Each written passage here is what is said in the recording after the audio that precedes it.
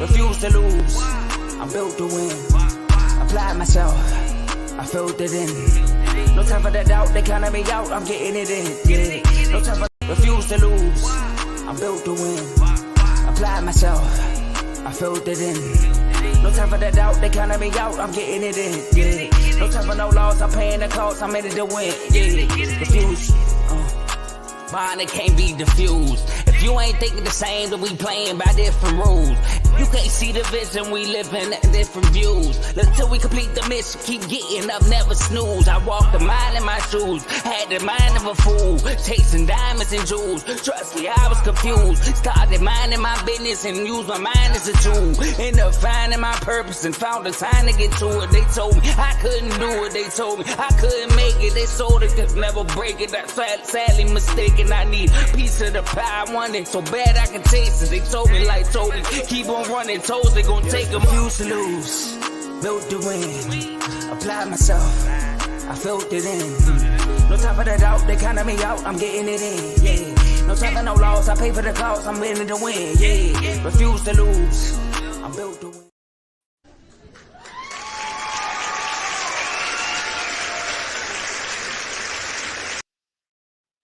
Welcome back to another episode of BWT. I'm your host, Teddy, and today we'll be recapping Game 1 of the wild card.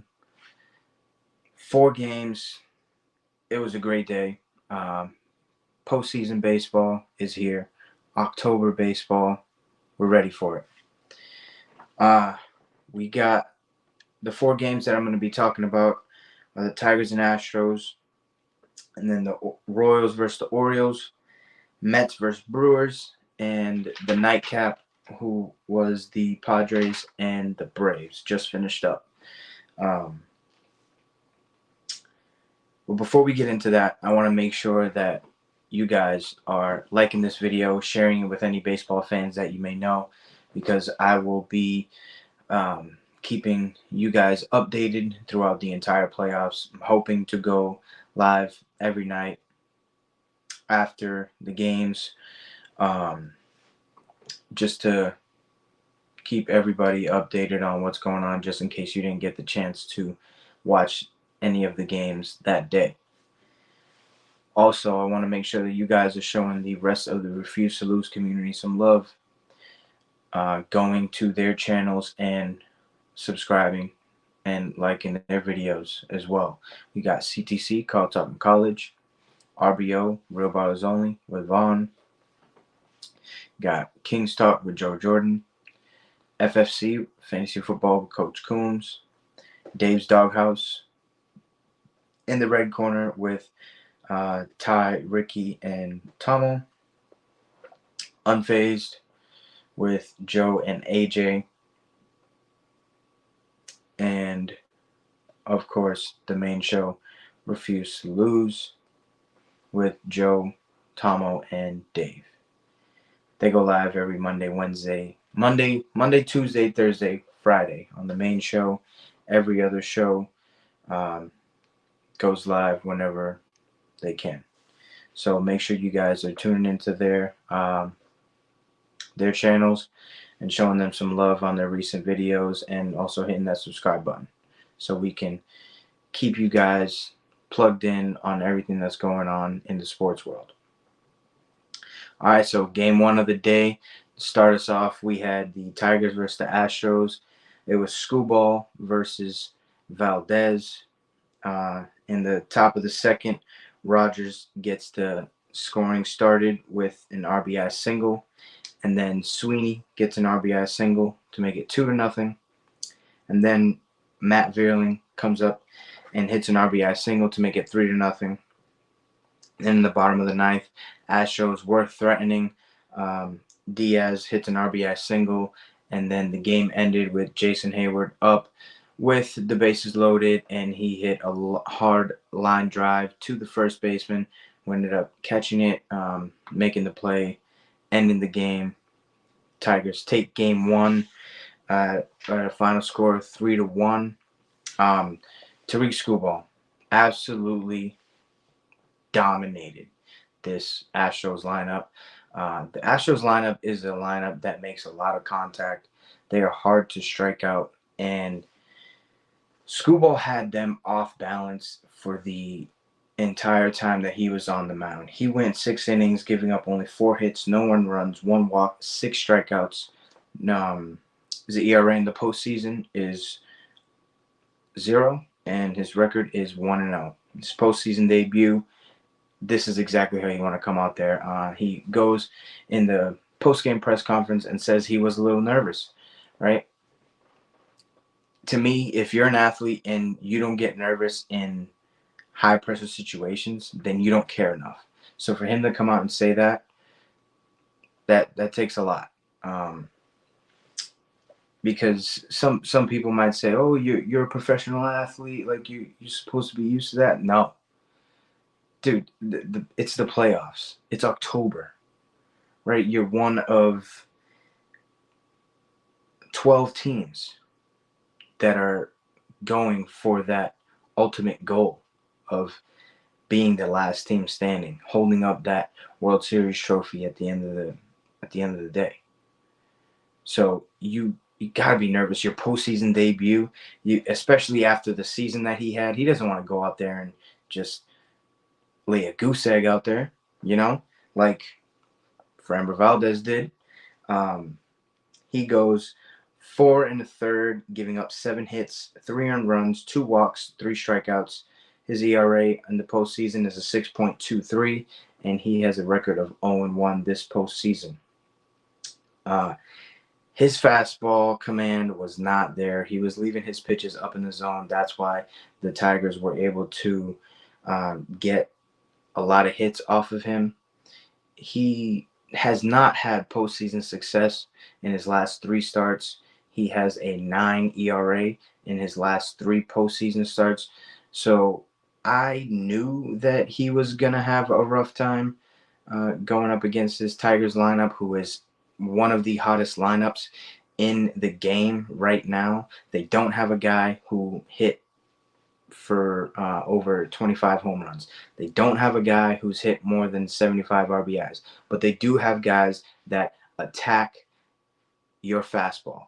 And if you are not executing and you're not making your pitches where they have to be at a certain point in the count, Tigers are going to take advantage. And that's exactly what they did today to get the lead. And then Screwball, there's nothing better than putting up 3 runs early and having your pitcher go out there and pitch with a lead, because that's exactly what he did today. Bo Brisky ended up getting the save, going 2.2 innings, giving up no hits, no earned runs, 1 walk, and no strikeouts. His ERA is a 0, and he gets his first postseason save. It's very interesting the way that AJ Hinch has his team lined up. The only real starting pitcher I would say is Screwball. Everybody else is like a relief guy or a closer, or you'll be the opener that day. So it jumps around. So we don't know who they're going with tomorrow. Gotta find out at game time. So the Tigers take game 1 of the series, going on to the Royals and the Orioles. This was some great baseball. Great baseball. If you like a lot of runs, this was not the game for you, right? If you like home runs, if you like all these crazy hits and all that, no, it wasn't the game for you. This was a pitching showdown. 2 aces going at it, and this is what you want, right? You had Cole Reagans going up against Corbin Burns.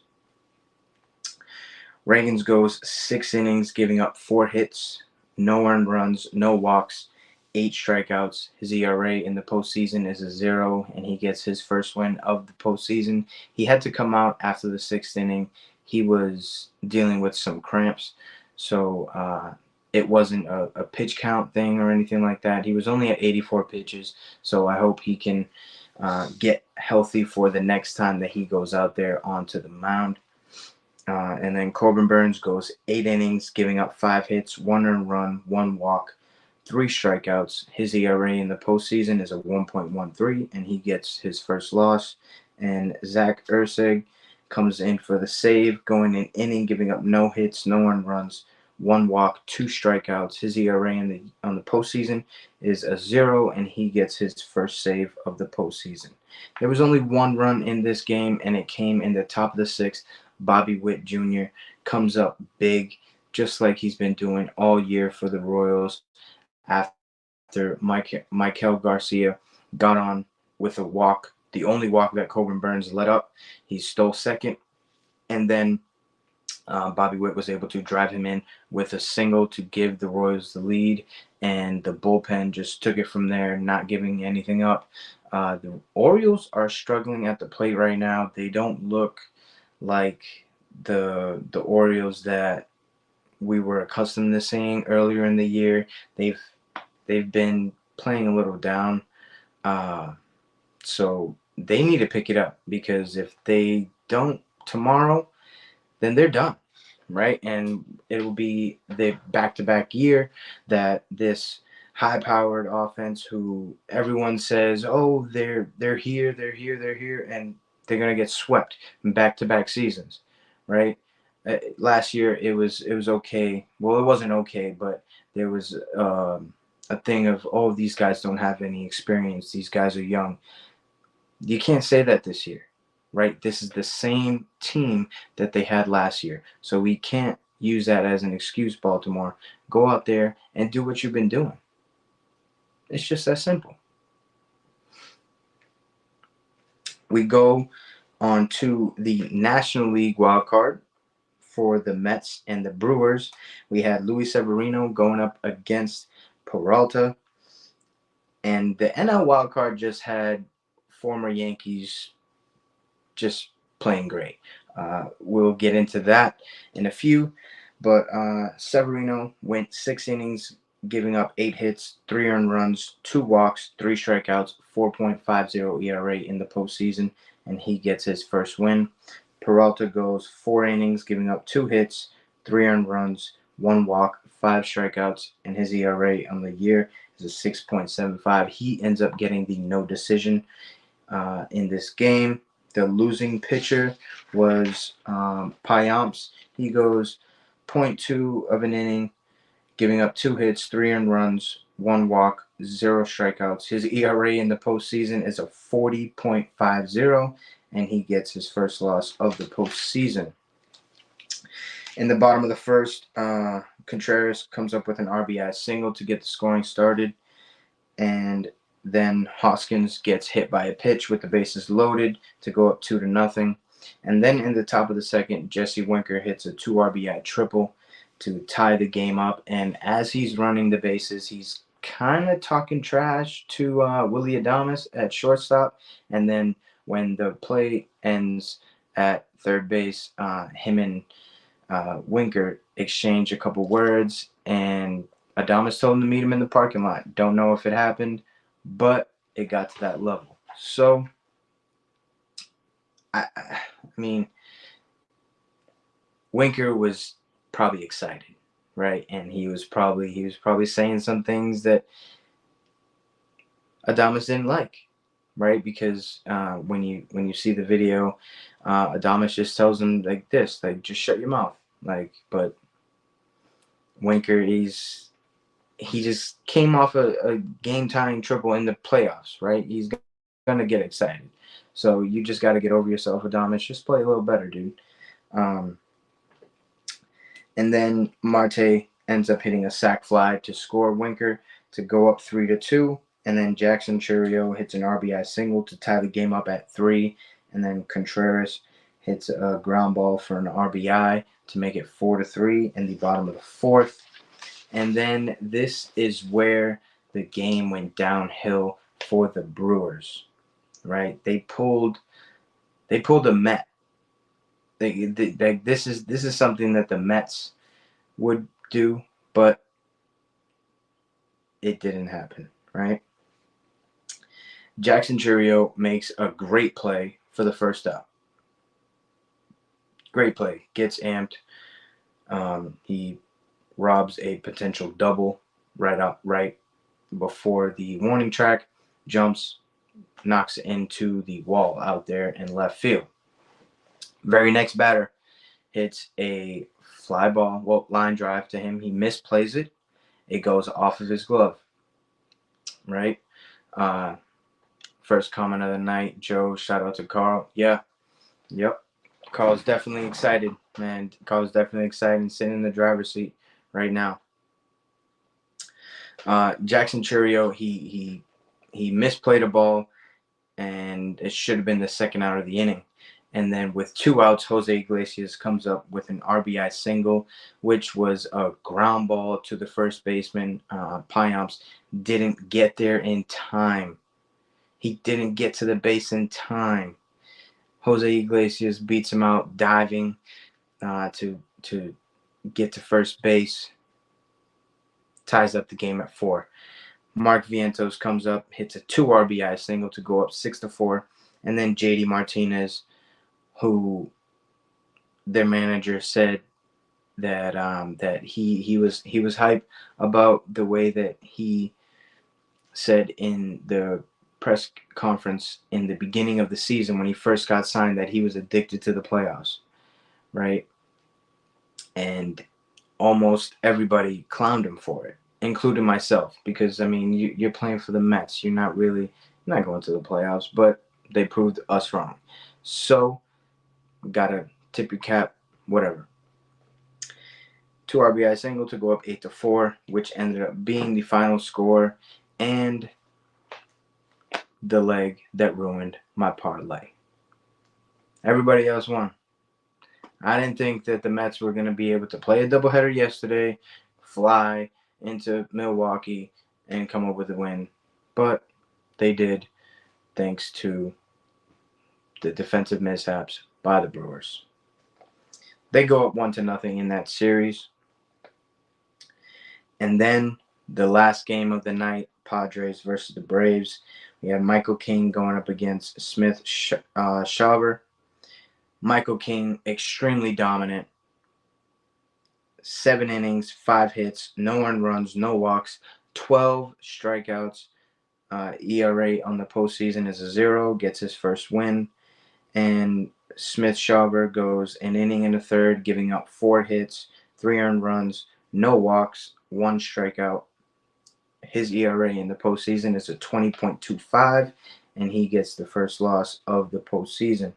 In the bottom of the first, Fernando Tatis connects with the 2-run home run to get these fans were going crazy. It was an absolute nuke, and the fans in San Diego were just going crazy. The last time that he was able to play in the postseason was during the COVID year, and there were really no fans. So for him to be able to come up clutch for the team and be a leader in his first at-bat of the postseason was huge. In the bottom of the second, Kyle Higashioka hits a sac fly to go up 3-0. And then in the bottom of the 8th, Kyle Higashioka hits a solo home run to go up 4-0, which ended up being the final score. Like I said earlier in the episode, ex-Yankees playing well in the postseason, right? We had Severino. He had a great start. And then Michael King just looked phenomenal out there tonight, making the Braves lineup look awful. It was exactly what I thought the Mets lineup was going to look like, because they also played in the doubleheader and they had to travel, right? So, but it was a little worse for them because they had to fly across the country. We got the time zone and all that. So, I mean, they got into San Diego at 4:30 Pacific time, and their game started at 7. So it was tough for them to adjust. But we'll see if they are able to bounce back in game 2. If not, it will be another disappointing season for the Braves, in my opinion. They've gotten bounced out of the first round of the postseason in, I believe it's 3 of the last 5 years that they've made the postseason, and that's not gonna cut it. It's not gonna cut it with all the guys that they have locked up. Granted, Acuna, done for the year with the ACL. Strider, done with the year with the UCL. Riley, done with the year with the broken hand. Ozzy Albies just coming back from injury. Chris Sale, dealing with back spasms. He was scratched from the game yesterday. So they've been dealing with a lot of injuries this season, but they were able to do what it takes to get to this point. So now they got to finish the job, right? They just recently won the World Series a couple years ago, so they know what it takes to do that. So I'm hoping that they figure it out, just so we can watch some more Atlanta Braves baseball, because they have a very fun team to watch. But if you follow me on IG, and if you don't, go follow me right now. My username is right here, at that kid Mercado. I put out a prediction video, and I hope I'm right. But we got game 2 of the wild card in every series again tomorrow in that same order. So make sure you tune in for another day of great baseball.